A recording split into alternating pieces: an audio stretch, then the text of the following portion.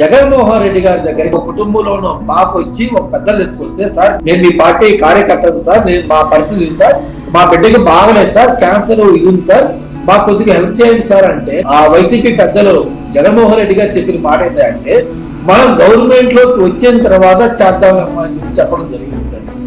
అంటే గవర్నమెంట్ వచ్చిన దాకా ఆ క్యాన్సర్ వ్యాధి పెరగకుండా అలాగే ఉంటుంది సార్. మరి జగన్మోహన్ రెడ్డి గారు కూడా 1000 కోట్లు సంపాదించారు కదా, అది చంద్రబాబు నాయుడు గారు పిలుపోలేదు, జగన్మోహన్ రెడ్డి గారు పిలుపోలేదు అంటే మా యొక్క ఎన్డీఏ అధినేత మోడీ గారి పిలుపాని కాకుండా జగన్మోహన్ రెడ్డి గారు కూడా వాళ్ళ ఊర్లో ఒక కుటుంబానికి కానీ, ఒక మండలానికి కానీ, ఒక నియోజకవర్గానికి కానీ ఆయనకున్న డబ్బులకు ఆయన దత్త తీసుకోవచ్చు కదా సార్. ఎందుకు దత్త తీసుకోవట్లా, ఎందుకు ముందుకు రావట్లా, అది కదా చెప్పాల్సింది సార్.